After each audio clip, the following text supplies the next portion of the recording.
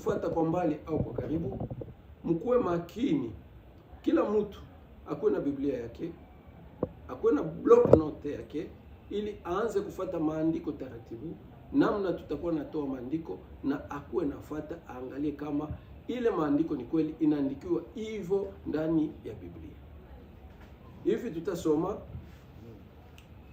kitabu chetu cha Maingilio, Matendo ya Mitume sura 17, sura 17 mstari yake 11 nasema nini? Mstari 17 sura ya 11. Kichwa inasema Tesalonika 11. Watu hawa walikuwa wema kuliko wale wa Tesalonika. Asema hawa watu walikuwa wema kuliko watu wa Tesalonika. Watu gani? Watu wa Beori. Ndio. Nikusema watu wa Beori walikuwa wema kuliko watu wa Tesalonika. Kwa sababu walipokea neno kwa nia iliyokuwa tayari kabisa. Walikuwa napokea neno la Mungu kwa nia ambayo iliyokuwa tayari kabisa. Mtu mwenye kupokea neno la Mungu kwa nia yenye kwa tayari ni mtu mwenye kupenda kujua ukweli. Ni mtu mwenye anabakia pale kutafuta ukweli, sio kwa fanao wa mtu au juu ya kanisa au juu ya community. Kwa nia iliyokuwa tayari kabisa, wakatafuta maandiko kila siku kujua hakika ya maneno yale. Asema walikuwa natafuta maandiko kila siku, walikuwa nasoma maandiko kutafuta uhakika, wajue uhakika wa maneno yale. Nikisema pasipo kutafuta uhakika, pasipo kusoma maandiko, hauwezi kujua uhakika wa maneno ya Mungu. Bwana asifiwe sana. Amen. Ndio maana tunaomba ndugu zetu wenye kutufuata kwa mbali au kwa karibu, kila mtu akuwe na block note yake, akuwe na Biblia yake, akuwe na tufuata. Tunatoa andiko, unafuata na wewe mu Biblia yako. Na unapopata ulizo, unaandika pembeni ku block note yako. Na wakati tutamaliza, utauliza, tutakujibia kila ulizo ambaye utauliza kuhusu mambo ya siku yetu ya leo. Nikisema kama leo tunapenda kuongea kuhusu kufunga au jeûne. Kwa sababu mambo kuhusu kufunga, watu wengi wanajua kama au wanawaza kama wakati anakatala kula chakula au kunywa maji, anajua kama yeye alishafunga. Ndio maana tunaalika wasikilizaji wetu mkue kwa wingi, tupate kuchangia neno ya leo, magharibi ya leo, kuhusu mambo kuhusu kufunga. Kwa sababu mambo kuhusu kufunga ni mambo ambayo inahusu maisha yetu ya kiroho, ambayo ni recommendation ya Yesu Kristo, ambaye alirekomande watu, akaonesha namuna watu wanapasha kufunga. Sasa tujiulize, kufunga ni nini? Utafunga nini? Na lengo ya kufunga ni kitu gani? Watu wengi wanajua kama anapokatala kula chakula, anapokataa kunywa maji, yeye anajua kama anaisha funga. Na kila mtu wakati anakuwa na shida, anaenda kwa pastor au kwa mtumishi wa Mungu, anatumania kupata suluhisho. Na wakati anapofika kwa mtumishi wa Mungu, anamwambia wewe una shida kubwa, inabidi ufunge siku moja au siku 3 au siku 7. Na huyu mtu kabisa muda ile siku 7 anakatala kukula au kukunywa juu shida yake imanizike. Sasa ukiangalia watu wengi tunafunga, hata ndani ya makanisa unakuta programu inatoka, tuko na mafungo ya juma moja, ya wiki 2, ya mwezi mzima, hata mafungo ya siku 40, kwa sababu Yesu ndiye alifanya siku 40. Wengine wanaenda hata mafungo ya siku 100, jeûne ya 100 jours. Bwana asifiwe sana. Amen. Sasa tujiulize mie na wewe, bila kudanganya zamiri yetu, tangu tulianza kufunga, eti mashida yetu yanamalizika au ingaliko? Na kama kufunga, kukatala kula bukali au kukatala kula wali au matoke njo yenye italeta solution kwa mashida zetu, mimi nawaza kama hakungekuwa mtu na shida tena kwa dunia. Juu sie bote mashida zetu zingekuwa namalizika, kwa sababu kila mtu ingekuwa tu anafunga, anakatala kula bukali, anakatala kunywa kama maji, anafanya ile kama siku 7 kama siku ngapi, na kisha anapata solution. Bwana asifiwe sana. Amen. Lakini utakuta japo watu wanafunga, watu wanajitabisha, unakuta kama watu hawapati suluhisho kwa shida zao. Hata wengine wanagonjwa, wengine unakuta wanakuwa na stoma, wengine magonjwa ya moyo, wengine wanapata pressure. Shida ni nini? Kwa sababu wanakatala kula chakula, wanakatala kunywa maji. Na wakati mtu unakatala kunywa maji, unakatala kula chakula, bila shaka mwili tu humu utapata matatizo, utapata shida mbalimbali, kwa sababu mwili unahitaji chakula yake juu mwili ikuwe na nguvu, ikuwe mzuri. Bwana asifiwe sana. Amen. Sasa tujiulize, mimi na wewe ndugu yangu, unafungaka nini? Na kufunga ni nini? Na lengo ya kufunga shamba yake kubwa ni kitu gani? Ndio maana tutasi msomaji wetu atusome kitabu cha Mathayo sura 6 mistari 16 18. Mathayo sura 6 mstari wa 16-18. Kichwa nasema kufunga. 16. Tena wakati mnapofunga chakula, msiwe kama wadanganyifu na uso wa kukunjamana, kwa maana wao wanageuza nyuso zao ili waonekane na watu ya kama wanafunga. Rudia msuri. Tuarudia tena 16. Tena wakati nikisema, ndugu wapenzi, somo letu ya leo tunapenda kuongea kuhusu kufunga au jeûne. Tujue kufunga maana yake nini au jeûne maana yake nini? Utajene nini? Utafunga nini? Na shabaha yawe kufunga au lengo yawe kufunga ni kitu gani? Soma. Tena wakati mnapofunga chakula. Kitabu yetu ya Mathayo sura 6 16-18 inasema kama Yesu ndio kunaambia wanafunzi wake, anawaambia kama wakati mnapofunga chakula, msiwe kama wadanganyifu na uso wa kukunjamana. Asema msikuwe kama wadanganyifu na uso wa kukunjamana.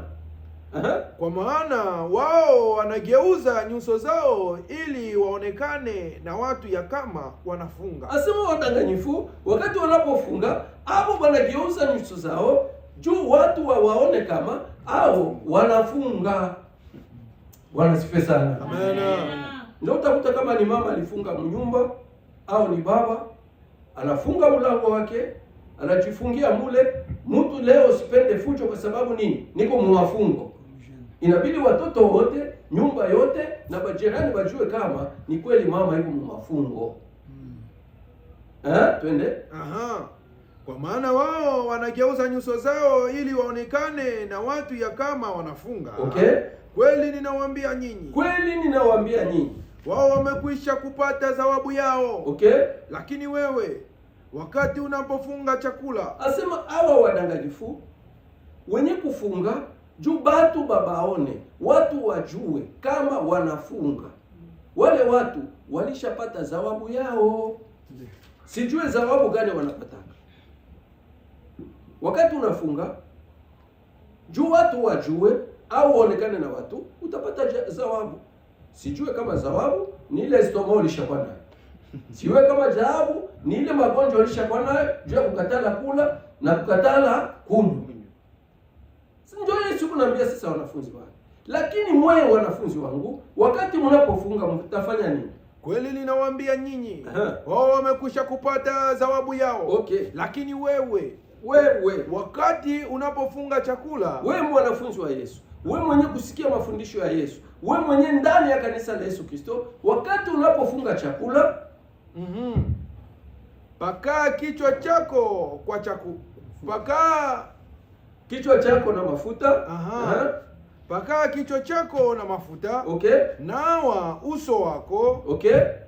Hata usionekane na watu ya kama unafunga. Bwana asifiwe sana. Eske tunaweza pikia Mungu mikono?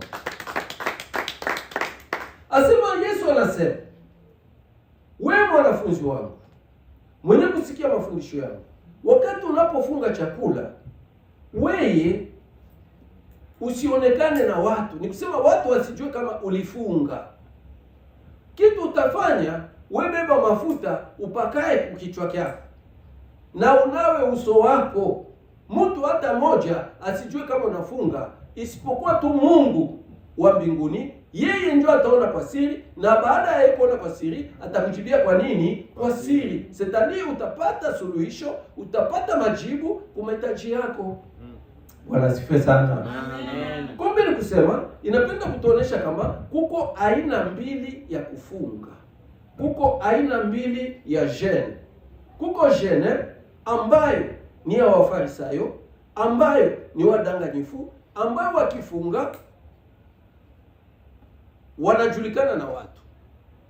Na kuko jeûne au kufunga ya wanafunzi wa Yesu, ambayo ukifunga hakuna mtu atajua, ila Mungu ndio anapasha kujua mafungo yako. Sasa uniulize ndugu yangu, ujiulize ndani yako, unafungaka kila siku? Mafungo unafungaka ni juu batu bajue au ni juu Mungu ajue? No. Mafungo unafungaka kila siku eti batu banajuaka? Kama batu banajua, ujue kama utapata zawabu kupitia watu. Kumbe ndugu zangu, mimi na wewe tutafute mafungo ile ambayo utafunga watu wasijui. Mungu tu ndio ajui. Na wakati unafunga, unapaka uso wako, unanawa na maji, na kichwa chako unapakana nini? Mafuta, ili mtu akikuona asijue kama unafunga. Lakini wewe wakati unafunga, unasemaka nini? Bwana, tuko mwezi wa Ramadhani, chunga nifungule saumu, utanisikia. Bwana asifiwe sana. Uko na bahati unanichezea, ni juu tuko mkipindi ya mafungo. Chunga sasa fungule. Eti unafunga? Amen. Amen. Juu utakuwa unalalamika, uko nalia kila siku, nafungaka, tangu nilifunga, napelekaka hitaji yangu, lakini si jibi wake. Watu wengi wanapita mwili kipindi, hata watu wengi wanavunjika imani, wanasema kama wako naomba, lakini Mungu afanye nini? Awajibie. Sasa ndugu zangu, kama bukali ndio problem au matoke ndio problem, ndio yenye kukufanya au yenye inaweza kufanya ukikatala bukali au ukikatala wali au ukikatala samaki au maji, Mungu atakusikia. Ni mzuri. Sasa baada ya kufunga ile siku kama 3, kama juma moja, kama maombi yako 40 jours, unabeba tena ile yenyewe unajua kama njoo kuna kukosanisha na Mungu, unaanza tena kule. Bwana asifiwe sana. Ulikatala puisque ulijua kama hii chakula, hii ukali ndio kikwazo, ndio kipindamizi inafanya kama Mungu asisikie mahitaji yako. Puke Mungu akusikie sasa, ilifaa ukatale kula vile vitu. Ndio mwenye kufanya Mungu asikusikie. Amina. Utaona mtu baada ya kufunga, inafika magharibi, ni pastor alienda kumulima, anapiga simu kwa mama fulani. Mama, tutakuja kufungula pale kwako, tutakuja kula. Bwana asifiwe sana. Sasa ulifunga nini? Ulifunga hivi vitu kwa sababu hivi vitu ni machukizo machoni pa Mungu. Ni vitu vyenye kukuachanisha wewe na nani? Na Mungu. Mesa unafungula, unabikula tena bila kupatanisha na Mungu, au binaendelea tu kukuachanisha na Mungu. Bwana asifiwe sana. Kumbe ndugu wapenzi, wenye kutufuata kwa mbali au kwa karibu, tutafute kufunga ni nini? Jeûne ni nini ya kweli? Utusome kitabu hiki. Tunasoma kitabu Mathayo. Sura kenda mistari 14 hadi 17. Kichwa nasema kufunga. 14. Alafu wanafunzi wa Yohane walikuja kwake wakisema, kwa nini sisi na Wafarisayo tunafunga chakula mara nyingi, lakini wanafunzi wako hawafungi? Amen. Tunasoma kitabu cha Mathayo sura 9 mistari yake 14 17. Turudi. Kichwa nasema kufunga. Kichwa nasema kufunga. Kufunga ni nini? Utafunga nini? Na shabaha ya kufunga ni gani ndugu zangu? 14. Alafu wanafunzi, kwa sababu mambo kuhusu kufunga inaleta utata. Watu wengine leo wanakuwa wadhaifu, hawawezi hata kusimama. Kwa sababu ya nini? Anafunga sana, njaa inamuumiza, hata anagonjwa, utumbutumbu inagonda. Bwana asifiwe sana. Hata anapata magonjwa ya nini? Ya tumbo. Anapata magonjwa ya nini? Ya moyo. Ndio anaanza kusema mambo kuhusu kufunga. Okay, twende. Alafu wanafunzi wa Yohane walikuja kwake wakisema, kwa nini sisi na Wafarisayo tunafunga chakula mara nyingi, lakini wanafunzi wako hawafungi? Bwana asifiwe sana. Ilikuwa ni maulizo. Ndio wanafunzi wa Yohane wanakuja kwa Yesu, wanamuuliza, kwa nini sisi wanafunzi wa Yohane na Wafarisayo mara nyingi tunafunga chakula, lakini wanafunzi wako hawafunge? Haleluya. Amen. C'est-à-dire balijikuta kama hapo biko nafunga, biko nateseka, lakini wanafunzi wa Yesu hapo biko bien. Bicho hapo biko mafuta na bana mabuso hapo biko nafanya nini? Inangara biko alezi. Wakasema no, aba watu inaonekana kama aba watu wafanyaki nini? Abafungaki. Acha twende kwa Yesu tumuulize. Bwana asifiwe sana. Amen. Eti wewe unapataka hata wakati wa kujiuliza mambo kuhusu kufunga, ni kweli hii mimi nafanya hapa, ni kweli nafunga? Okay, maandiko nasema wakati unafunga batu basijui. Sasa wakati wewe unafungaka na batu banajua, ni kweli utaita kama ile ni mafungo? Amen. Amen. Twende. 15. Yesu akawaambia, wana wa harusi wanaweza kufunga kama bwana harusi ni pamoja naye? Yesu anaanza kuwajibia. Asema wana wa harusi eske wanaweza kufunga kama bwana harusi iko wako, au bibi harusi anaweza kufunga wakati bwana harusi iko wako, iko pamoja naye? Lakini siku zitakuja wakati bwana harusi atakapoondolewa kwao. Asema siku zitakuja. Bwana asifiwe sana. Amen. Sasa siku itakuja, maana ile wakati wote wanafunzi ba Yesu au walikuwa tumufuraha, walikuwa bien, maana hapo wako nafunga. Anasema siku itakuja wakati bwana harusi atakapoondolewa, ndio batafanya nini? Na katika siku zile watafunga chakula. Asema njobo sasa naye bataanza kufunga nini? Chakula. 16. Hapana mtu anayeweka kiraka cha nguo mpya juu ya vazi la zamani. Okay. Maana kile kilichotiwa kufunika kinaondosha kipande cha vazi hili na linapasuliwa kupita. Bwana asifiwe sana. Amen. Yesu anawaambia hivi, iko vigumu mtu abebe kiraka atie kunguo ya zamani, kwa sababu kama unabeba kiraka ya nguo mpya unatia kunguo ya zamani, ile nguo ya zamani itapasuka kushindia na gisi ilikuwa. Bwana asifiwe sana. Amen. Wewe pima tu, ukwenda nguo yako ilishachoka, ni nguo ya zamani, wewe beba nguo mpya utie kiraka, utaona inapasuka tena. Bwana asifiwe sana. Amen. Twende 17. Wala watu hawaweki mvinyo mpya ndani ya viriba vya zamani. Asema batu naye habawezi kuweka mvinyo mpya ndani ya viriba vya nini? Vya zamani. Na kama wakitia, viriba vitapasuka. Asema kama unatia tu mvinyo mpya, unatia mviriba ya zamani, bila shaka itafanya nini? Itapasuka.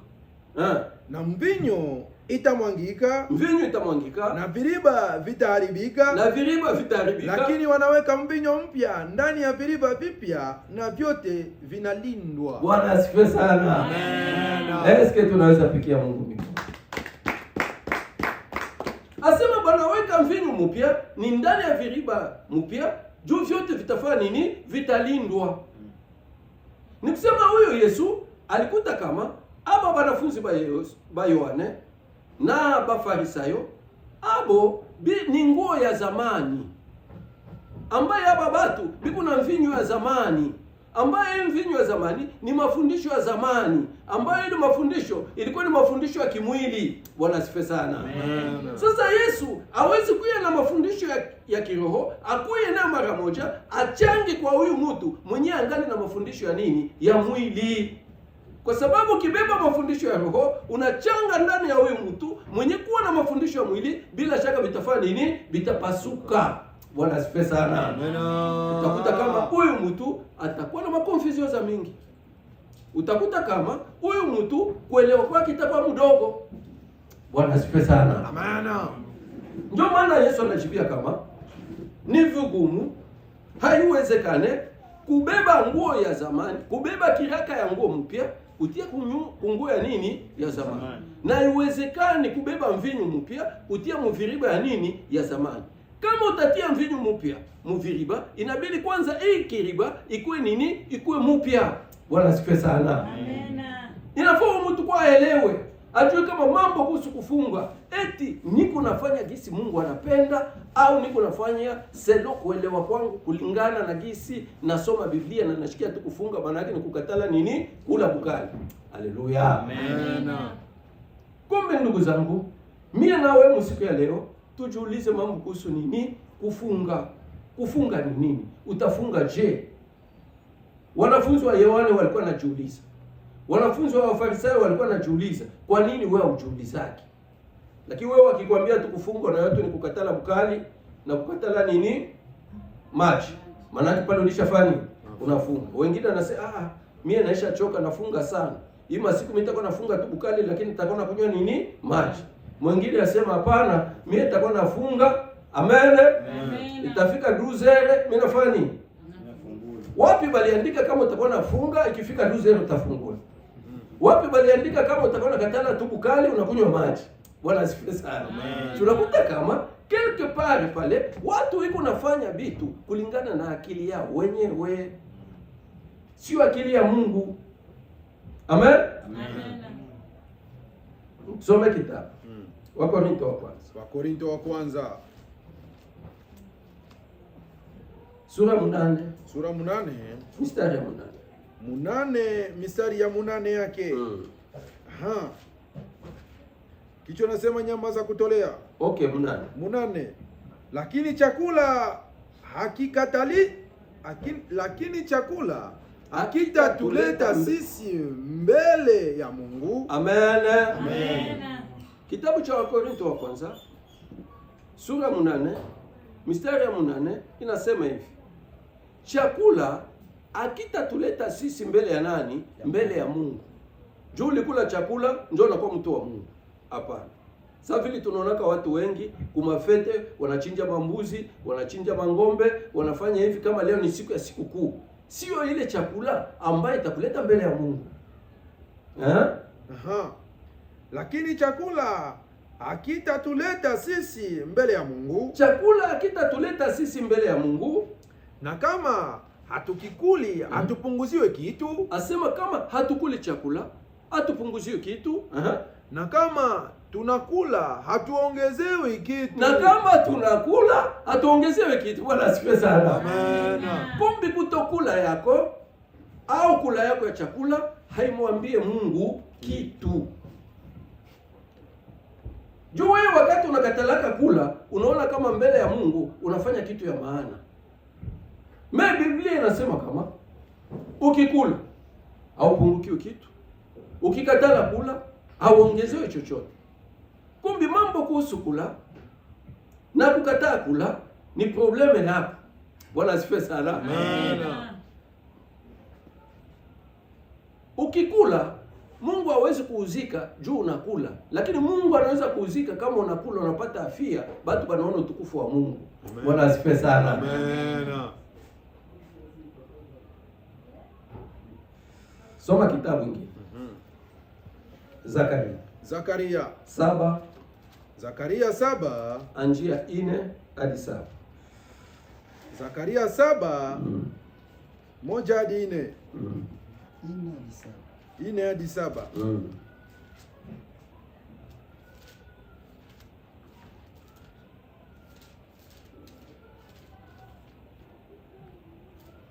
Kumbe ndugu wapenzi, sio kukataa kula. Juu ulifanya mafungo ya siku 3, juu ulifanya mafungo ya siku 7, juu ulifanya mafungo ya siku 8, unakatala kula bukali, ndio asema Mungu atakujibia? Hapana. Amen. Amen. 7:4 ya Zakaria inasema hivi. Kitabu ya Zakaria sura 7 mstari wa 4 nasema nini? Au anzia anza nini? Kichwa nasema kufunga chakula pasipo kutii ni bure. Asema kufunga chakula pasipo kutii ni bure. Unaweza funga hata siku 100, kama utii mbele ya Mungu ni bure. Ine. Pale neno la Bwana wa majeshi lilikuja kwangu likisema. Pale neno la Bwana lilikuja kwangu likisema, uambie watu wote wa nchi na makuhani ukisema, wakati mlipofunga chakula na kuomboleza kwa mwezi wa 5 na mwezi wa 7, hata miaka hii 17, mulinifungia mimi chakula. Bwana asifiwe sana. Amena. Soma mzuri.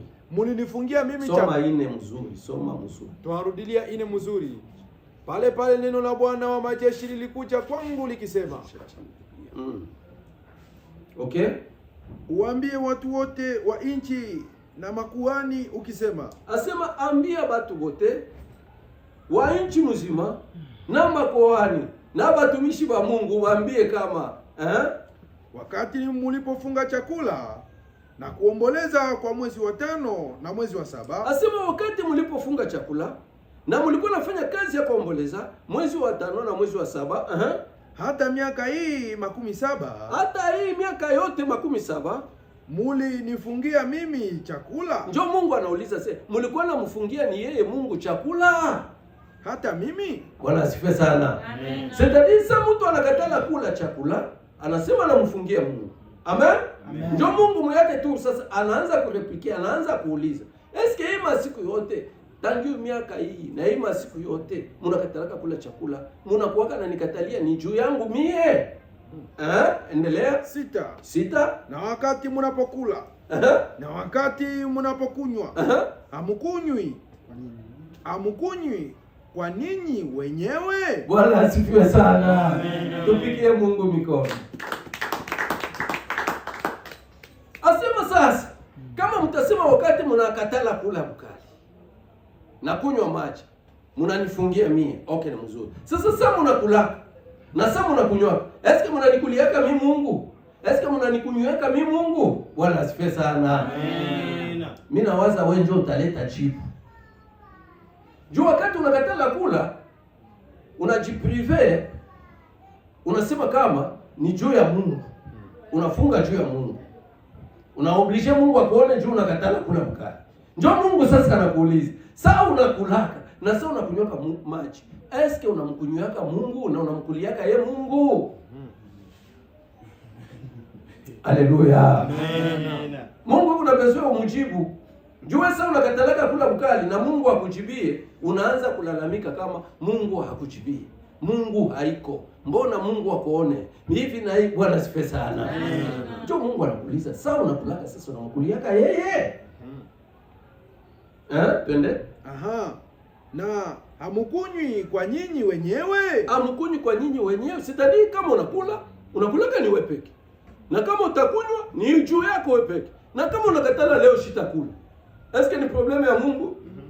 Haleluya. Amen. 7. Haifai nyinyi kusikia maneno Bwana aliyolia kwa manabii wa zamani, wakati Yerusalema ilipokuwa na watu wa kubarikiwa. Amen. Ndio Mungu kunaambia watu, inabidi mwe watu musikie maneno Mungu alileteaka manabii ya nini ya zamani. Mungu aliongeaka na manabii ya zamani kuhusu kufunga. Namna gani mtakuwa nafanya nini? Mtakuwa nafunga. Lakini manabii waliokuwa nyuma wakabadilisha ile kufunga, wakaanza kufunga kulingana na wao, kulingana na akili yao. Ndio Mungu anaenda kureferia watu, mwe amusikie maneno ya Mungu, mkumbuke manabii ya zamani. Haleluya. Amen. Ndio katika Mwanzo alikuwa neno. Sadiki litangulia alikuwa neno. Amen. Amen. Katika mwanzo alikuwa neno, na neno alikuwa pamoja na Mungu, na neno alikuwa nani? Mungu. Sadiki manabii ilikuwa ilikutanika, neno liko hapo. Sasa ili neno, Bwana asifiwe sana. Amen. Manabii ilikuta neno au neno ndio ilikuta manabii? Amen. Maana zamani Mungu alibadilika, hii sasa ndio Mungu anakuwa na mwana mwingine. Mungu ni ule mwenyewe habadilike, alikuwa jana, iko leo na atabakia mpaka nini? Milele. Wewe ndio uko unabadilika. Wewe ndio uko unabadilisha maneno. Bwana asifiwe sana. Amen. Unaona hapa ni Kampala, hapa ni Bulaya, hapa ni fashi fulani, tunapasha kutembea hivi. Bwana asifiwe sana. Amen. Ni akili yako ile.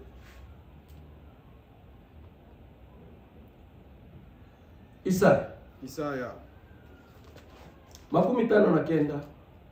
59 yake 59 1 hadi 2. Bwana asifiwe sana. Amen. Kumbe wa ndugu wapenzi, wenye kutufuata kwa mbali au kwa karibu, tuko napenda tuongee kuhusu kufunga au jeûne.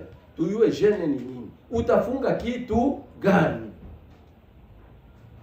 Amen. Amen. Soma mbele nini? Mathayo, mbele ya kufika kwa Isaya. Tunasoma mbele Mathayo. Mathayo.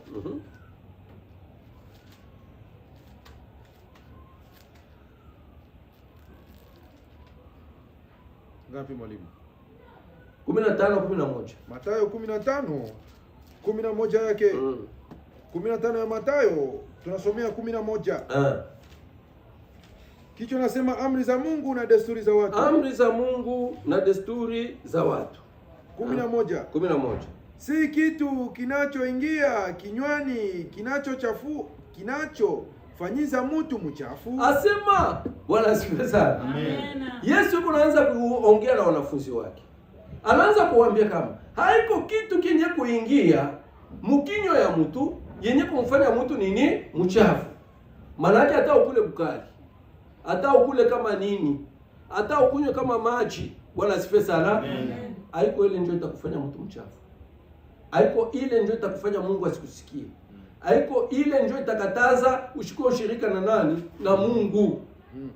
Rudia. Tunarudilia 11. Okay. Si kitu kinachoingia kinywani kinachofanyiza mtu mchafu. Asema haiko kitu kenye kuingia kukinywa kenye kumfanya mtu nini? Mchafu. Kwa sababu Yesu aliona kama watu wanafunga hawapende kuingiza kitu kukinywa juba shichafuke. Haleluya. Amen. Ndio mtu anakatala kula bukali, juu bukali shifanye nini? Ishimchafule. Haleluya. Amen. Bukali iko na zambi gani? Iko na probleme gani? Kama ni kweli bukali inachafulana. Sasa hii mashiko yote unakulaka, maana chafuka sana. Haleluya. Amen. Lakini kitu kinachotoka kinywani ni hiki kinachofanyiza mtu mchafu. Bwana asifiwe sana. Amen. Eske tupikie Mungu mikono. Kumbe kenye kuchafua mtu ni kitu kenye kutoka ndani ya mtu. Ndio kenye kumchafua mtu, ndio kenye kumtenganisha mtu na nani? Na Mungu. Bukali haina probleme. Sasa wewe Mungu unakwambia kama kenye kuingia, Yesu anakwambia kama wewe unaamini Yesu. Yesu anaambia kama kenye kuingia kifanyize mtu mchafu, bali kenye kutoka ndani ya mtu nje kumchafua nani? Mtu. Sasa wewe unasikia kama kenye kuingia ndani ya mtu nje kumchafua. Ukikula bukali unachafuka, Mungu hatakusikia. Eske udisikia au usikie? Kumbe ndugu wapenzi, tutafute kuelewa, kusikia usemi wa Mungu. Mungu yuko napenda kusema na siye nini. Tusitembee na maandiko matakatifu au na neno la Mungu kulingana na akili yetu ya masomo. Akili yetu ya masomo ni bure mbele ya akili ya nani? Ya Mungu.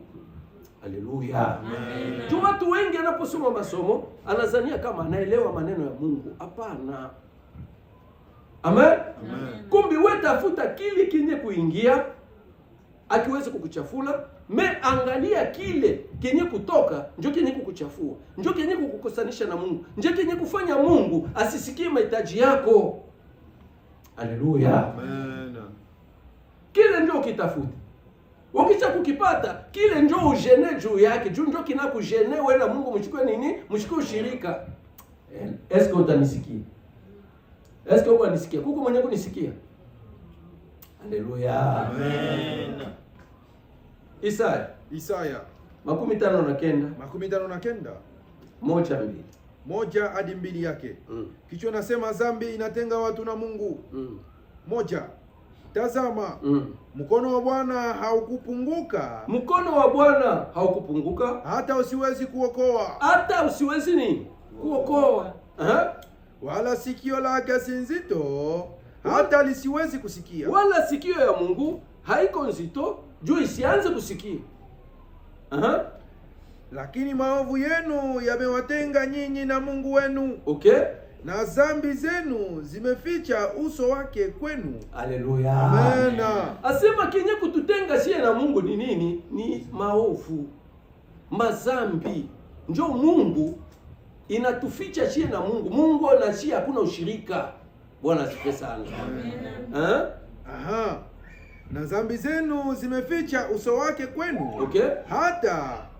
Hata hataki kusikia. Hata hataki nini? Kusikia. Kumbi kama Mungu anakatalaka kukusikia, haiko juu unakatala bukali, juu haukukula bukali, ndio Mungu atakusikia. Mungu yuko nakatala kukusikia ni juu ya mazambi. Haleluya. Amen. Kumbi wewe funga njoo zambi. Njoo ni kukukosanisha na nani? Na Mungu. Funga chuki. Mko mkanisa moya mnachukiana. Bwana asifiwe sana. Amen. Mko mkanisa moya mnatiliana sumu. Huko unaona mwenzako mbaya, alivala wewe unachukia. Bwana asifiwe sana. Ndio ndio kukukosanisha wewe na nani? Na Mungu, sio mkali. Amen. Amen. Kumbe ndugu wapenzi, tulikuwa naongea mambo kuhusu kufunga. Mimi najua utabakia na maulizo mingi, utaniuliza kama mbona Yesu naye alifungaka siku 40 mchana na usiku? Haleluya. Amen. Ndio Yesu alifunga mchana na usiku siku 10 ngapi? 40. Eske wanafungaka mchana na usiku? Wanafungaka tu mchana na usiku nafanya nini? Haleluya. Amen. Usome mbele Marko 1:12. Marko 1:12. C'est-à-dire huyo Yesu yeye alifunga siku 40 kujangwa.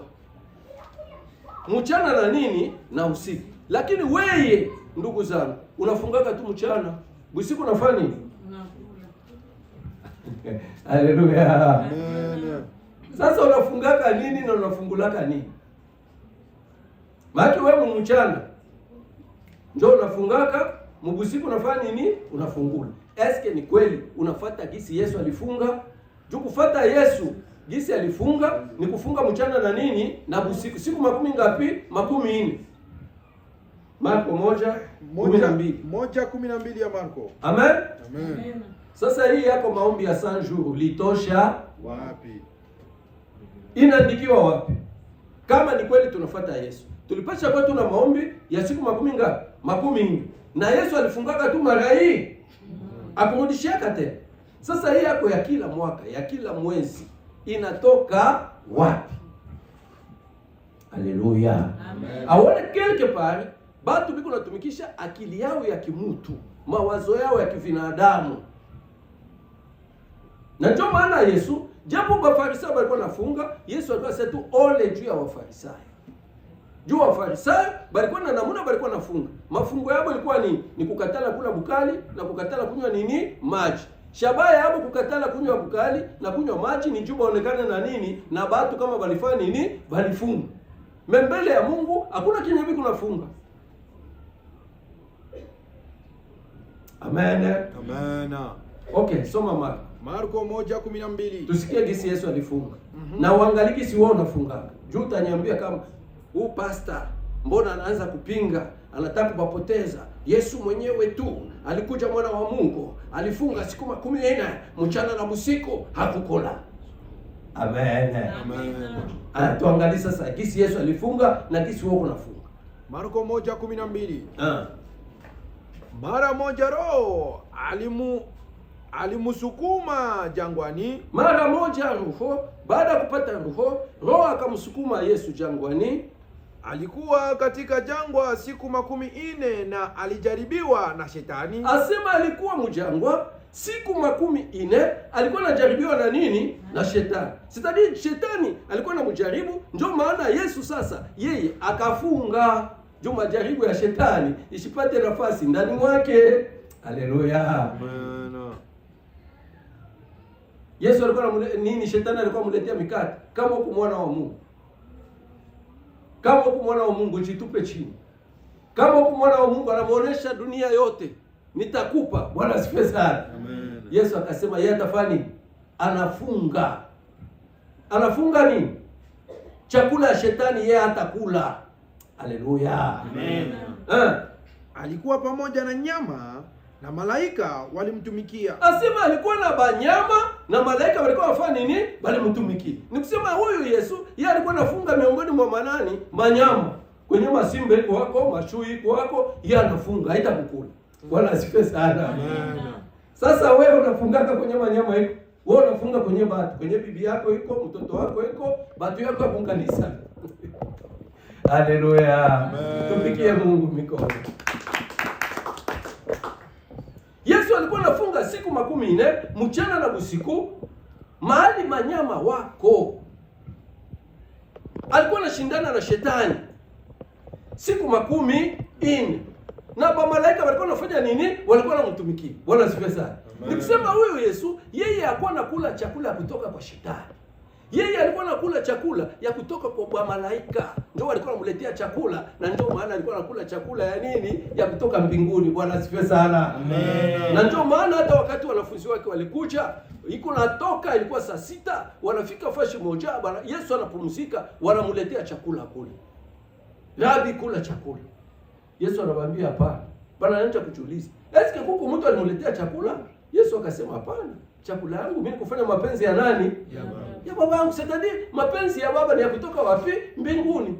Meli ya shetani, Yesu alikuwa anafunga, alikuwa anapata nini? Nafasi ndani mwake. Haleluya. Amen. Andiko ya mwisho. Andiko ya mwisho. Yo Mathayo. Mathayo 13:16-17. Mathayo 13:16. 13:16 yake. Okay. Kichwa nasema maana ya kusema kwa mifano. Maana ya kusema kwa mifano. Okay. 16. Lakini heri macho yenu kwa sababu yanaona. Yesu yuko naambia wanafunzi wake, heri nyinyi kwa sababu macho yenu yanafanya. Lakini bali wengine macho yao yafanya aione. Mpaka Isa hivi tuko naongea yeye aone kitu. Hivi unaona tu tuko naongea. Heri macho yenu kwa sababu yanaona. Okay. Na masikio yenu kwa sababu yanasikia. Na masikio yenu kwa sababu yanasikia. Okay. Kwa maana kweli ninawaambia nyinyi. Kweli ninawaambia nyinyi. Manabii wengi na watu wenye haki walitamani kuona maneno nyinyi mnayoyaona, nao hawakuyaona. Asema manabii wengi na watu wenye haki walipenda kuona maneno yenye mwe banafunzi bangu munaona, na kusikia maneno mwe mko nasikia maneno ya roho, lakini habakufani habakuisikia. Haleluya. Sikieni basi mfano wa mpandaji.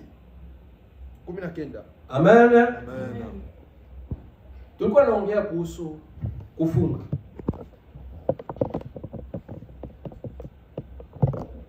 Mimi nawaza tulishaongea, walikuwa natufuata kwa mbali hao kwa karibu, wanaelewa kufunga ni nini na utafunga nini na shabaha ya kufunga ni nini. Amen. Maulizo. Wenye kutufuata kwa mbali na wenye kwa karibu. Karibu maulizo. Haleluya. Amen. Haleluya. Amen. Tunashukuru tena kwa hiyo opportunity Mungu alitupatia na kutuwezesha kukaribia mahali hapa siku ya leo lundi mu programme ya 2 Timothée 3:16-17 ambayo ni emission yenye iliungwa na mtumishi wa Mungu Apotre Richard katika mji wa Kampala. Tukisema leo tulikuwa naongea juu ya kufunga, na niko na ulizo 2 au 3 kulingana na mafundisho yetu ya leo. Mtumishi wa Mungu alitoa kitabu kia Mathayo 9:14-17. Akaonyesha kuwa kulikuwa watu wawili, wanafunzi wa Farisayo na wanafunzi wa Yesu. Akaonyesha kama wanafunzi wa Yesu, au maandiko yanaonyesha kama wanafunzi wa Yesu kila mara walikuwa hawafungi, lakini wanafunzi wa Farisayo walikuwa wanafunga. Wakati nilitafakari juu ya hii andiko, nikajikuta kuwa wakati mimi nafunga, nikusema siko mwanafunzi wa Yesu, niko mwanafunzi wa Farisayo. Sasa nilikuwa napenda nijue, labda mwele opportunity tujue mwanafunzi wa Yesu ni nani au iko wapi, kwa sababu shie wote makanisa tunafunga na tunajiita wanafunzi wa Yesu ingawa tunafunga, na hii andiko inaonyesha kama wanafunzi wa Yesu hawafungake, ni wanafunzi wa Farisayo ndio wenye kufunga tu. Amen. Amen. Ulizo yako tulikuwa tulishakujibia. Okay. Mkitabu cha Mathayo sura 6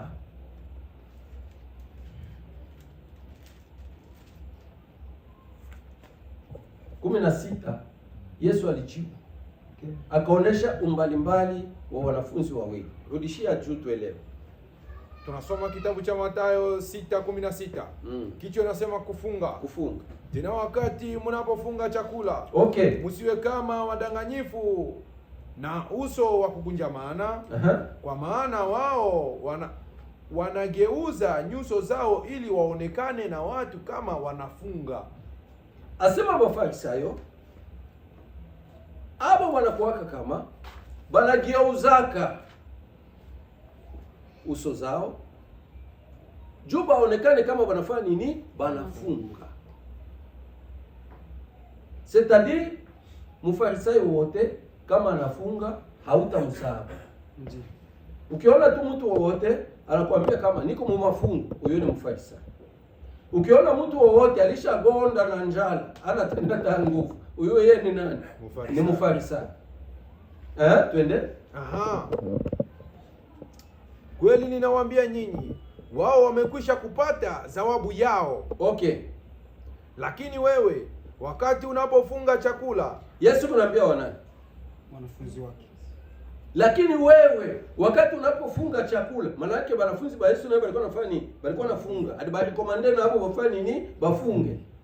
Paka kichwa chako na mafuta, upakae kichwa chako na mafuta, nawa uso wako, unao uso wako bia ungari, hata usionekane na watu ya kama unafunga. Usionekane na watu kama unafanya nini? Unafunga. Lakini ni Baba yako aliyo kwa siri, na Baba yako anayeona kwa siri atakupa zawabu. Bwana asifiwe sana. Amen. Umbalimbali wa wanafunzi wa Yesu na wanafunzi wa Yohane na Wafarisayo. Wanafunzi wa Yesu, Yesu alibatia recommendation wakati mnafunga chakula. Amen. Amen. Watu basijuu.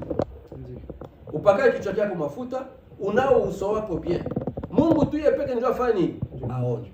Kumbe fasi yoyote inaona tembea. Ukikuta watu wanafunga chakula na watu wanajua, ujue kama huyu ni Mfarisayo, huyu ni mwanafunzi wa nani? Wa Yohane.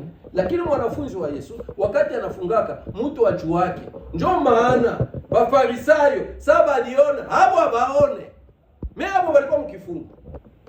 Bwana sifa sana. Amen. Ndio baka kumuuliza Yesu. Telema Yesu naye alikuwa mwalimu, kuona abarikiwa kumuuliza, yeye naye akabajibia kwa ila. Amen. Amen. Akabajibia kwa ila. Mimi kitabu naonesha kama wanafunzi wa Yesu naye wanapaswa kufunga. Puisque alikuwa anaonesha ni wanafunzi wake modeli wa kufunga. Ni kusema aba balikuwa nafunga modeli gani? Wa zamani, wa biriba vya zamani, mafundisho ya zamani, mafundisho ya mwili, maandiko. Sasa Yesu akaleta namuna ya kufunga kiroho.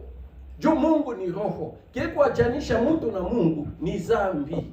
Bwana asifiwe sana. Amen. Ndio Yesu akakubambia hapana mshidanganyike. Haiko ibukali ndio tabakosanisha na Mungu, juu likula bukali mingi na nyama mingi au likula bule 6 njoo Mungu anakatala. Hapana. Ndiyo. Kenye kuingia akifanya mtu mchafu, kenye kufanya nini? Kenye kutoka. Kumbe kenye kitatoka ndani yako, bili benye ndani yako mule. Njoo Mungu kuna bibezwe, ubifunge. Njoo benye siku na bibezwe, ubifunge, njoo kufunga kwa kweli. Sasa utafunga bibi ndani yako, hakuna mtu atachua. Tunashukuru mtumishi wa Mungu. Asikia unanisikia? Pale ninakusikia, lakini natauliza kidogo tena kulingana na hiyo. Tunasoma kitabu cha Mathayo 6:16 ambayo inasema Yesu iko naambia wanafunzi yake wakati mnapofunga chakula. Muisaya balionyesha kama kenye kuwa ndani ya mtu ni maasi. Nilipenda nijue hapa kuhusu chakula ambayo Yesu iko naambia wanafunzi wake wakati mnapofunga chakula. Na maandiko huko lisema mkikula wana problemu ya mkukula. Jean 4 Yohana ande nasema Yohana 4:32. 4:32 yake. 4:32 nasema hivi. Lakini aliwaambia, mimi ni chakula. Anza 31. Tunaanzia 31. Wakati ule wanafunzi wakamusi wakisema, Rabi, ule chakula. Rabi, ule chakula. Lakini aliwaambia, mimi ni chakula. Mimi ni chakula namna yake. Soma mzuri. Lakini aliwaambia, mimi nina chakula namna yake msio kijua. Ni kusema banafunzi balimuletea Yesu chakula.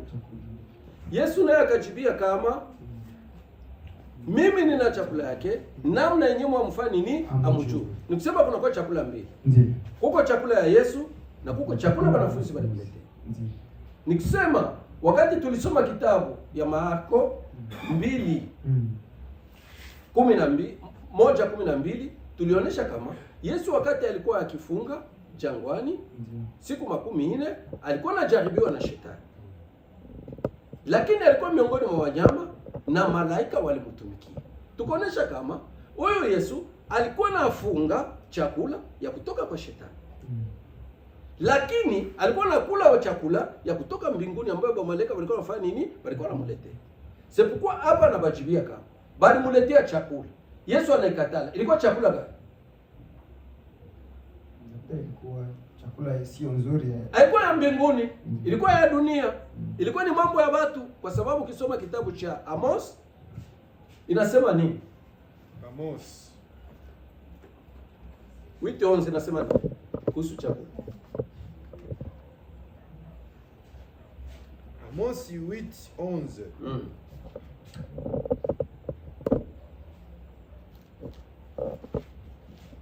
Kitabu cha Amosi 8:11 inasema nini?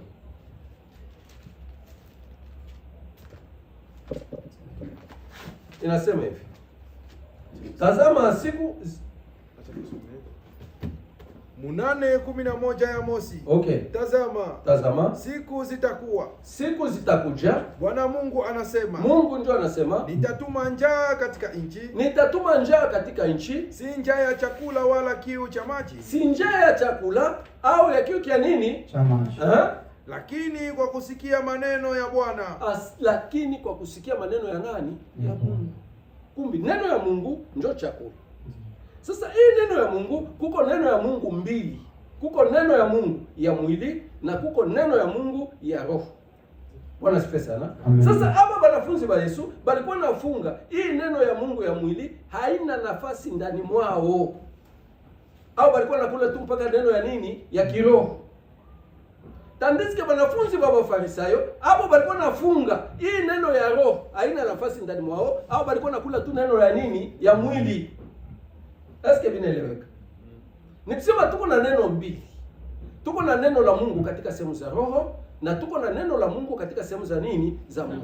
Kula ni nini? Mezali. 15:16. Mezali 15. Yeremia 15:16. Yeremia 15:16. 15:16 yake nasema hivi. Yeremia anatulizwa, ni kichwa andiko. 16.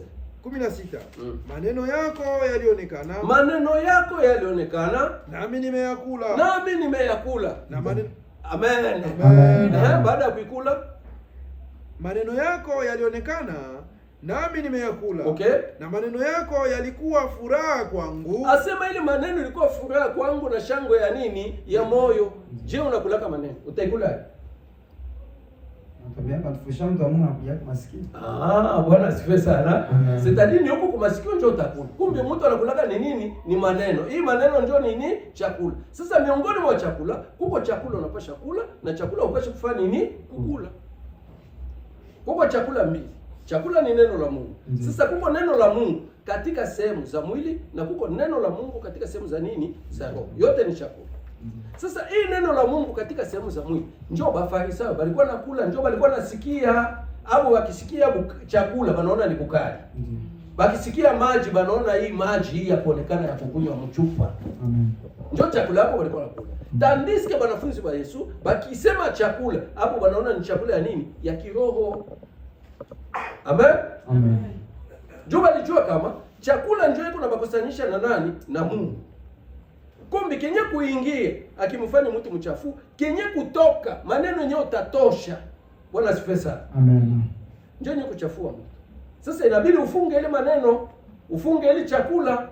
Ishikwe inatoka juu shikukosanisha na nani? Na Mungu wako. Amen. Haleluya. Amen. Bwana asifiwe sana. Amen. Nawaza kulingana na maulizo haya mtumishi wa Mungu anajibia. Okay. Na nabakia tuna ulizo ya mwisho na labda tuko na ndugu yetu mtumishi wa Mungu ambaye ni Pascal. Okay. Atakuwa naye labda na ulizo moja wala mbili.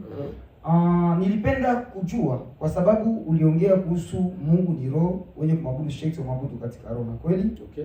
Ikiwa kufunga yetu ya mwili ndio hii atukule atunini, wakati tunaongea juu ya kufunga katika sehemu za roho, kufunga tuku inamaanisha nini? Kufunga ni kukatala kuingiza kitu kichafu. Ndio kufunga.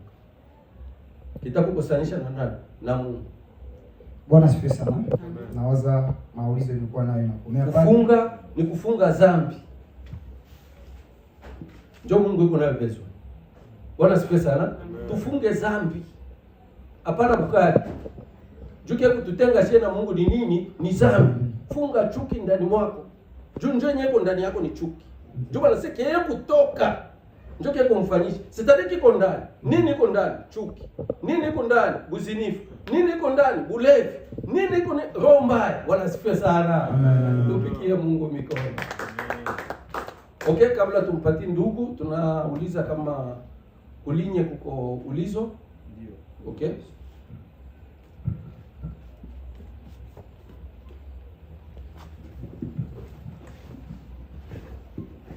Haleluya. Amen. Kulinye kuko maulizo kutoka kwa kaka Alex. Okay.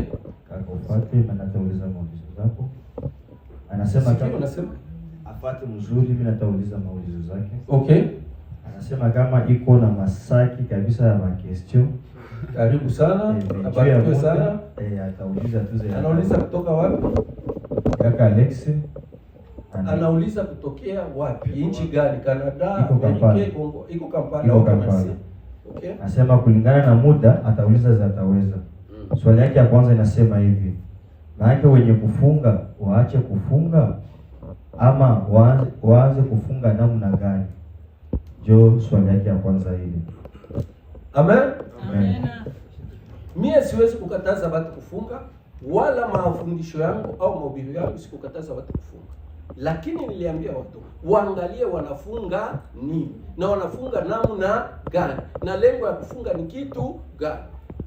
Kwa sababu ile andiko yetu ya Mathayo, Yesu alikuwa anamaanisha. Yesu anaonesha kama kuko namna mbili ya kufunga. Kuko kufunga ya Wafarisayo ambaye abo banafunga nini? Bukali, banafunga nini? Mai. Ya kuonekana na macho. Okay. Sasa Yesu akakuja na mafundisho ingine.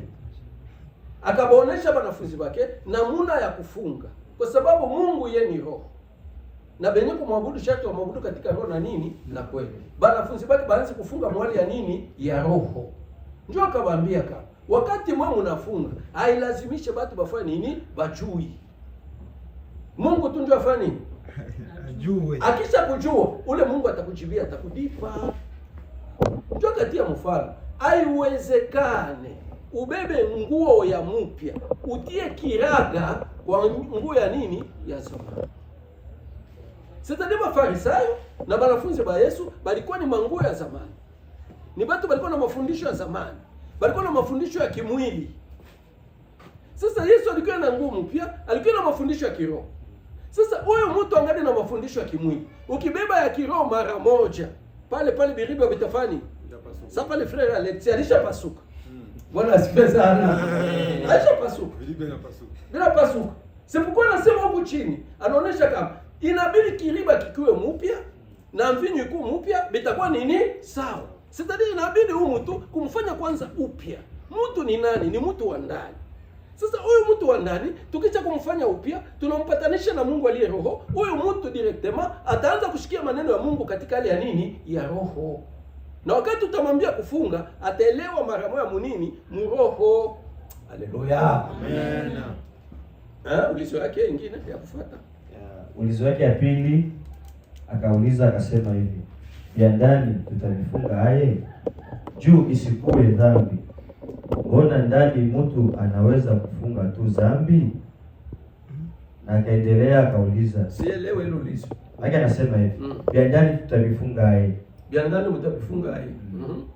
Juu isikuwe dhambi. Isikuwe dhambi. Isikuwe tu dhambi maana. Mbona na vya ndani mtu anaweza tufunga dhambi hata kama haikufunga. Maana anaweza tufunga dhambi ndio asitende dhambi. Sio question yake hapa hivi. Wewe mwenyewe kumuelewa anauliza nini? Maana hapa anaonyesha vya ndani mtu atavifunga. Namna gani utafunga vitu ya ndani? Vitu vya ndani. Ile mazambi yako ya ndani. Ndio anauliza, anaendelea anasema isikuwe dhambi. Juu mtu tu unaweza kujizuiza kutokufanya dhambi. Muna nyingine selon hii question. Na anaendelea hapo mkesho yake hata akauliza maana na Yesu naye alifungaka dhambi. Haleluya. Amen. Mungu ambariki kwanza. Alifuata, alielewa selo yeye. Amen. Amen. Tunaonesha kama soma hili kitabu. Tunasoma. Na kama nilikuwa mchupia nilielewa kama tauliza. Nawaza niliongea kama utaniuliza mbona Yesu naye alifunga siku 14? Je, utakatala? Maana Yesu naye alifunga dhambi. Amen. Amen. Tunaonesha kama kitabu ya Marko sura 1. Marko sura 1:12. 1:12. Sura yake ya 1 mstari wa 12 ya Marko. Inasema nini? Mara moja Roho alimsukuma jangwani. Yesu baada ya kupata Roho mara moja bakamsukuma jangwani. Alikuwa katika jangwa siku 10. Alikuwa katika jangwa siku 40 na alijaribiwa na Shetani. Asema alikuwa katika jangwa siku 40 alijaribiwa na nani? Shetani. C'est-à-dire endelea. Alikuwa katika jangwa siku 40 akajaribiwa na Shetani. Alikuwa pamoja na nyama na malaika walimtumikia. Alikuwa pamoja na nyama na malaika walifanya nini? Walimtumikia. Njoo tukoneshe. Yeye alikuwa nafunga nini? Majaribu ya Shetani. Soma mbele pale kwa Mathayo 4 inasema nini? Mathayo 4. Mathayo 4. Mathayo 4. Inasema nini? 4:1 ya Mathayo. Anzia hata 6. Zisipondo kai. 6. Akamwambia, kama ukiwa mwana wa Mungu. Anzia 4. Naye anza 3. Tunaanzia 3. Okay. Mjaribu akakuja kwake akamwambia. Kujaribiwa njoo kichwa. Wanasema mjaribu kwake alikuja akamwambia. Mjaribu njoo nani? Shetani. Jumla wanasema alifunga siku 40 ili ajaribiwe na nani? Na Shetani. Sidhani Shetani njoo mjaribu wake. Kama ukiwa mwana wa Mungu, amuru mawe haya yawe mikate. Shetani anakuja kumjaribu, anamwambia kama uko mtoto wa Mungu, amuru hii majiwe ikuwe nini? Ikuwe mikate. Unaona jaribu? Kama ni mwana wa Mungu. 4. Naye akajibu akasema, imeandikwa, mtu aishi kwa mkate tu. Mtu aishi kwa mkate. Esther aliitika. Twende. Ila kwa kila neno linalotoka katika kinywa cha Mungu. Asema yeye anaishi kwa neno yenyewe kutoka mkinywa cha nani? Hapana mkinywa cha shetani. Haitaingia kwake. Twende. Kisha shetani akamupeleka hata mji mtakatifu. Anampeleka mji mtakatifu. Akamweka juu ya mnara wa hekalu. Huyo shetani alikuwa na mikono, anamubeba Yesu na mtia kwa mnara wa hekalu. Akamwambia, kama ukiwa mwana wa Mungu, ujitupe mwenyewe chini. Kama huku tu mwana wa Mungu, wewe peke ujifanye, ujitupe chini. Yesu akamwambia, kwa sababu imeandikwa. Kwa sababu imeandikwa. Atakuagizia malaika zake na mikononi mwao watakuchukua. Usije ukajikwaa mguu wako katika jiwe. Katika jiwe. 7. Yesu akamwambia, tena imeandikwa. Usijaribu Bwana Mungu wako. Usijaribu Bwana Mungu wako. Tena shetani akamchukua hata mlima mrefu sana. Unaona chakula ya shetani? Amen. Ndio chakula ya shetani. Kumbe kama wewe ni Yesu, inabidi ufunge ili chakula ya shetani isipate nafasi ndani mwako. Sasa kufunga ndio nyenye Yesu alifunga. Amen. Sitani mafundisho ya shetani, mafundisho mbaya isiingie ndani ya Yesu. Haikuwa na nafasi. Sasa kwa Yesu alifunga siku 14 mchana na nini? Mchana na usiku, ni kusema namu furaha namu makuu. Lakini watu wanafungaka sasa vile Yesu alifunga, wanafungaka tu mfuraha. Mebusiku bukamuia anafungua. Utanisikia leo. Bwana asifiwe sana. Amen. Anafungua. Jua nini? Jaribu ili mkuie. Hii moyo kwanje napita hata imani yangu. Hii moyo leo, hii sitavumilia. Bwana asifiwe sana. Maana yake usiku unamkuia anafanya nini? Anafungua. Yesu alikuwa anafunga namu mchana na usiku. Ulizo wa mwisho inaisha. Kama angalike nyingine ulizo. Amen. Karibu kwa frere wetu. Nani tena jina? Karibu. Pascal. Karibu sana. Karibu kwa maulizo. Okay. Shalom. Jina kwa kweli ni Pascal. Pascal nani? Pascal Mbulatini. Okay, karibu sana. So, sina maulizo ya mingi. Ila napenda tu leo ni mzuri sana hapa. Ni neno mzuri mnaongelea juu ya kufunga. Okay. Napenda nielewe hapa tofauti sana kuhusu kutokana kwa mzuri. Tofauti ya mafungo ya Farisayo na hii ya Yesu. Mshu nikiona mzuri sana shie wengine maibize mafunga. Sema na nguvu bako na kufuata, bako kufuata mbali na karibu. Okay, merci. Shie tunaweza mimi sasa mimi na useme kwa sababu naomba na nguvu. Sote kabla merci. Ongea na nguvu. Ya kulalamika. Ongea na nguvu. Sema kuna mbili. Bon. Donc ulizo utafauti ya kufunga ya Wafarisayo na ya Yesu na shie sababu wanadamu lenye tuko hapa sasa hivi. Kufunga yangu mimi sababu naweza funga sasa hii chakula na kunywa maji. Naifunga mwi system yenye uliongelea pale juu ya kufunga ya kusema ki unafungula kama ni kufunga 17h asubuhi mpaka 17h. Cela veut dire que 18h tunaweza kuruhusu kukula. Na wake hii kufunga inakuwa haina nguvu ama isikilikane mbele ya Mungu. Hii kufunga mimi naweza funga saa hii mpaka 17h. Unakatala kula bukali? Nakatala. Nasema mfano unakatala kula bukali tangu asubuhi mpaka 17h. Mpaka 17h. Okay. Ni vile. Mfano. Kisha mimi nakia fungula 18h. Na mbele ya kufungula mimi nafanya maombi. Sasa mimi nafanya maombi. Nafanya nini? Mimi najua kusema kimi nifunga. Na ile kufunga nikikula tena nitakula tena 17h nini 18h nini ya kesho. hii kufunga eske ina uwezo ama ina nguvu ama Mungu anaifahamu ama hapana? Bwana asifiwe sana. Amen. Ile ni yako tu. Kwa hiyo unapenda, unasema leo sitafanya, sitakula. Tulisomesha kitabu moja hapa, ikatuambia nini? Zakaria 7 ikasema Sabato banakufunga, banakulaka. Banamkuliaka Mungu. Na sasa unasoma mbele yake. Zakaria kitabu cha Zakaria. Soma pale hata 5 inasema nini? Zakaria 7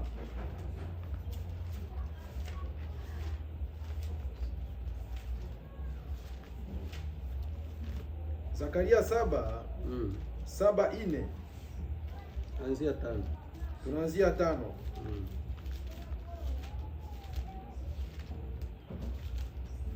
Soma.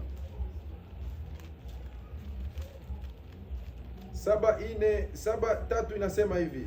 7:5. Au anza ine mbio. Tunaanzia 4 haraka haraka. Okay, mbio. Pale neno la Bwana wa majeshi lilikuja kwangu likisema, okay, uambie watu wote wa nchi na makuhani ukisema. Uambie watu wote wa nchi na makuhani ukisema. Study na batu na makuhani bapokee message. Message gani? Kuhusu kufunga. Okay? Wakati mlipofunga chakula na kuomboleza kwa mwezi wa 5 na mwezi wa 7, okay, hata miaka hii 17, mulinifungia mimi chakula hata mimi? Ndio Mungu kunauliza. Sabato banafungaka, sasa vile unasema leo unakatala kula bukari. Esko unakatala ni juu ya Mungu na mfungia ni Mungu? Jibu ni kusema ndio. Haiko vile. Okay, twende. Na wakati mnapokula na wakati mnapokunywa hamukuli kwa nyinyi wenyewe? Ndio Mungu anauliza sasa. Leo unakatala kula unasema ni juu ya Mungu. Sasa unakulaka na sasa unakunywa. Unakunywaka juu ya Mungu au unakulaka juu yako wewe peke? Sasa aesa unakatala kula useme kama unakatala juu ya Mungu. Haiko mimi nasema Mungu juu unasema. Amen? Amen. Kumbi kitu ya maana ni nini? Inabidi utafute kuelewa usemi wa Mungu. Ye Mungu ni roho. Amen? Amen. Na benye kumwabudu sharti ya kumwabudu katika roho na nini? Na kweli. Kama ye Mungu ni roho, kinaweza kumchafua Mungu au kinaweza kukukosanisha wewe na Mungu, sio vitu vya mwili, ni mpaka vitu vya nini? Vya kiroho. Ndio maana Yesu akaya kuambia wanafunzi wake, haiko kitu kenye kuingia ndio kinafanyiza mtu mchafu, lakini kenye kutoka ndio kenye kumfanya mtu nini? Mchafu. Kumbe kufunga kwa kweli ni kufunga kiroho. Amen? Sio kimwili. Sio vitu vya mwili. Hii bukali haina problem. Ndio maana tulisomesha kitabu yetu ya Wakorinto 8:8 nasema chakula kitatuleta mbele ya Mungu. Kama atukule au atukuli, atupungukiwe kitu. Utsome mbele nini Isaya 58 ushuke pale. Isaya 58 tutashuka. 58. Kicho inasema sadaka pasipo faida. Piga kelele usiache.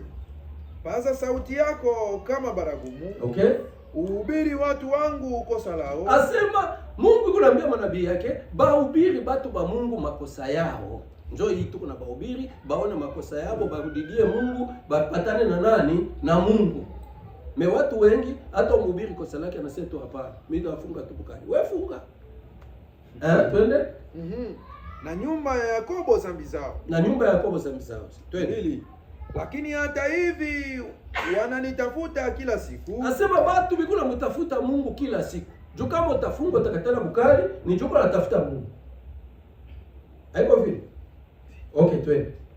Na wanafurahi kujua njia zangu. Asema watu bikuna furahi bajue njia ya Mungu. Watu wanafurahi kujua watu wa Mungu. Kama vile taifa wanaofanya haki. Asema sawa vile taifa yenye kufanya nini? Haki. Njoo nakuta kanisa mzima leo tu kuna mafungo ya mwezi mzima. Ya siku kama ngapi? Banafanya vile sawa vile taifa yenye kujua nini? Haki. Okay? Wasioacha sheria ya Mungu wao. Asema habapendi kuacha sheria ya Mungu. Kwa nini mnakatala kuna wanakwambia si iliandikiwa? Haleluya. Twende. Wanauliza kwangu amri za haki. Okay. Wanafurahi kukaribia Mungu. Wanafurahi kukaribia Mungu juu kufunga hapo wanaona kama nakaribia nani? Mungu. Juu bukali njoo kubakosanisha hapo na nani? Na Mungu. Sasa chose grave kama bukali njoo problem. Baki maniza tu pale bana kudidia nini? Baki na baletea tena problem. Na njoo bana maproblem yenu yaisha. Haleluya. Amen. Twende. Tatu. Kwa nini tumefunga na kwa wewe hauoni? Soma mzuri. Kwa nini tunafunga na wewe hauone? Njoo malalamiko watu mingi biko nayo. Njoo hata wewe Isa depuis ulianza kufunga mashida yako ya manizika. Unajiuliza sasa au watu wako wajiuliza, kwa nini tuko nafunga na wewe Mungu hauone na tuko nakufungia ni wewe? Kwa nini tunafunga na wewe hauoni? Okay. Kwa nini tumejitabisha nafsi yetu na wewe hauangalii? Kwa nini tunajitabisha nafsi yetu na wewe hauangalie? Watu banalala, banaenda kubilima, banakatala kula, banalala mugulongo, banakalakala. Amen. Me hapo benye biko konsia kama Mungu afanya nini? Haangalie vile vitu jua bapate resultat. Selon kisi watu wiko napenda. Tazameni. Katika siku ya kufungwa kwenu munaona maneno yanaowapendeza nyinyi. Njoo Mungu anaweza kuwaambia, muangalie. Katika siku za kufunga kwenu, munaangalia tu maneno yenye kufanya nini? Kubapendeza mwenye. Sitani Mungu anafanya bienu, haiko bia Mungu. Binabapendeza njoo munafanya. Maybe ya Mungu hamufanyi. Tazama. Katika siku ya kufungwa kwenu munaona ya kufunga kwenu munaona maneno yanaowapendeza nyinyi. Okay. Na kuletea tabu kwa watu wakazi wenu wote. Asema munaletea watu wote tabu. Mtu ataende mkazi ilifua afunge. Mtu alikuwa na shida yake kwa pastor, walio msaidia se funga siku 7. Siku 8 usiku. Haleluya. Unaletea wale watu tabu. Inakuwa sawa vile tunaendaka kwa mganga, mtu alikuwa mgonjwa, anakuja, banampiwa, banamwandikia dawa, ukunywe hii muda wa siku 7. Inakuwa naye vile kwa watu wa Mungu, unakuwa na shida, uleba tatua wanakuambia uende kafunge. Haleluya. Ine. Tazameni. Nyinyi munafunga mupate kushidana kwa kugombana na kwa kupigana kwa ngumi ya uovu. Asema munapasha kufunga kwa kugombana na kupigana kwa ngumi ya nini? Ya uovu. Sasa ndio tunapasha kufunga nini? Ni uovu, zambi.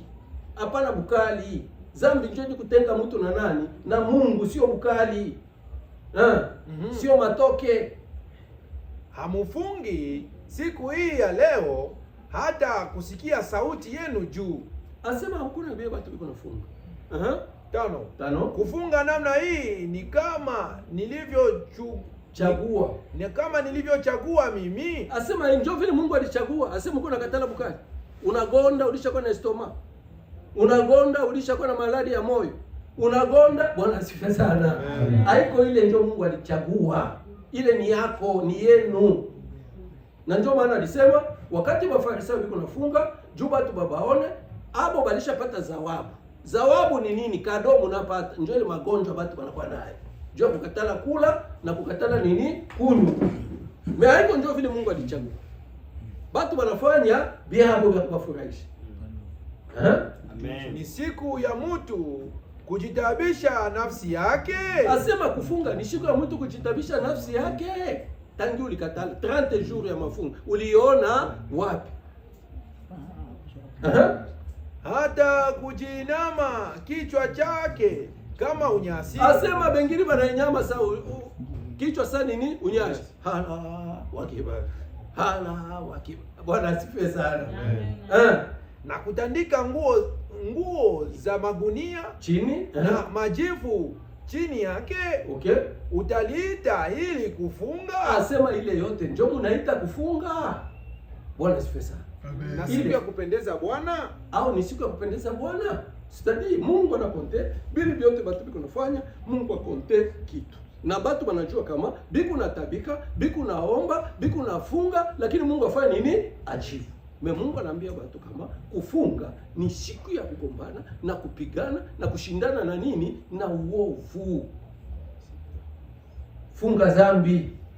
Funga buzinifu buenda ni mwako. Bule ndio utakukosanisha na nani? Na Mungu. Haleluya. Sita. Kufunga namna ilivyochagua si hivi. Kufungua vifungo vya uovu na kulegeza kamba za kongwa na kuwaacha wale walioonewa waende huru, na ya kwamba muvunje kila kongwa. Haleluya. Amen. Usomaji wetu ni wa Mathayo. Sijui kama unaelewa. Na kama unaelewa uliza. Wale mimi nasikia. Unasikia mea wele. Nasikia kidogo. Mimi napenda usikie kwa vitu donge. Naweza sema vile njoo mimi nasema vile. Sababu nasikia na mimi naelewa kidogo. Inakosa nini juu elewe mingi? Inakosa nini juu nielewe mingi? Juu lengo yangu acha niulize hii swali. Okay. Juu Mungu asikie donc asikie kufunga yetu na bidii tufanye nini ujiste sana porque satisfied. Bwana asifiwe sana. C'est pourquoi Jésus anasema batasikia lakini hapafanyi. Abate. Okay. Nikusema nini? Yesu alikuwa clear. Probleme kwanza, inafaa utafute kwa kuelewa lugha ya Mungu. Utafute kuelewa maana ya maandiko. Ndio utafikia kujipata. Sipokuwa Yesu yuko nasema hivi, haiwezekani ukamate kiraga ya nguo mpya utie kunguo ya nini? Zamani. Bitapasuka. Ndio. Mebatu abasiki. Analeta mfano wa pili. Anasema kama haiwezekani kubeba mvinyo mpya utia mubiriga vya nini? Vya mvinyo ya nini? Ya zamani bitapasuka na mvinyo itafanya nini? Itaharibika.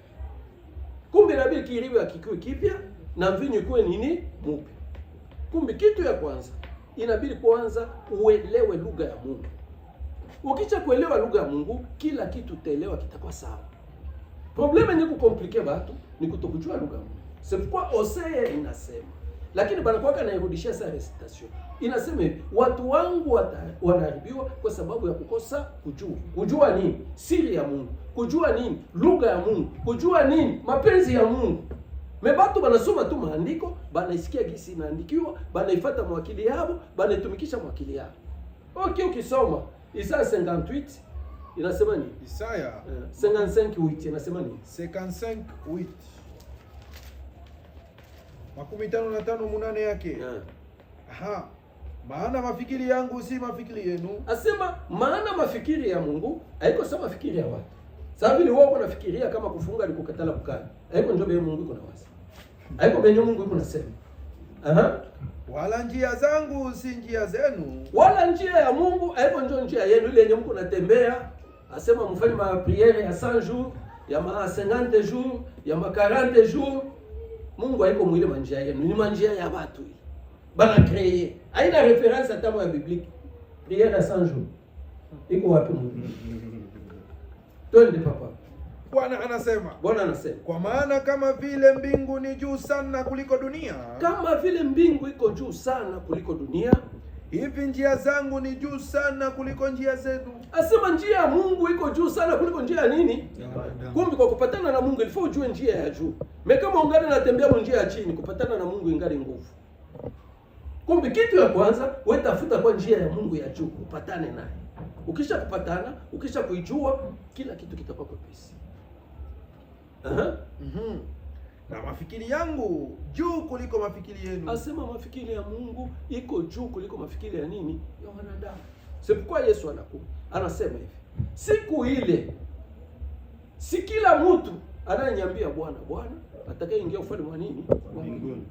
Wengi watasema Bwana, tulihubiri kwa jina lako, tulifanya hivi kwa jina lako, tulifanya matendo mingi ya uwezo. Yesu anawaambia kama siku ile atawaambia kama siwajue nyinyi mnayotenda nini? Uovu. Sitalia tabakatala juu ya nini? Ni juu baba tu biko natembea mu mafikara yao. Hapa batu biko natembea mu njia zao. Banaacha njia ya Mungu, wanaacha mafikara ya nani? Ya Mungu. Bakisema kufunga, hapo banaona bukali, banaona wali, banaona chapati. Amen. Maybe hapo kufunga, abapende kubifunga, banakwambia mtu na mwili zambi haitafani. Banaitika kufunga, banapenda kubakia mzambi. Haleluya. Okay, kenye kutenga mtu na Mungu ni nini? Ni zambi. Inabidi ufunge zambi. Sasa kufunga kwa kweli. Na ndio kufunga Yesu aliachia wanafunzi wake. Na sasa utaacha zambi, hakuna mtu atajua. Tutashtuka tu, frère, nani jina lako?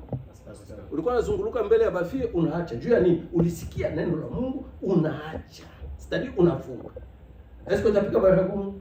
Esko utatangaza mkanisa? Haleluya. Mpigie Mungu mikono. Amen. Na zote tunamaliza. Basi tuombe. Mungu wa Abrahamu, Mungu wa Isaka, Mungu wa Yakobo, tunapiga asante kwa ajili ya neno leo. Kama ulivyotupa muda wa kuongea neno lako, basi peke yako Mungu upate kufanya kazi ndani ya walio wako wenye kutusikia kwa mbali au kwa karibu. Neno hili lipate nafasi ndani mwao, walielewe katika mafikara ya Mungu, walielewe katika mapenzi ya Mungu, walielewe katika hali ya roho, ili peke yako Mungu utukufu wako katika onekana. Basi sio kama Mungu tukonisikia machache shukrani ya kuacha neno ya leo mikononi mwako, ibaki mu mikono ya walio wako, kwao na kwangu, mjina la mwana wako Yesu nikiomba hivi. Amen. Amen.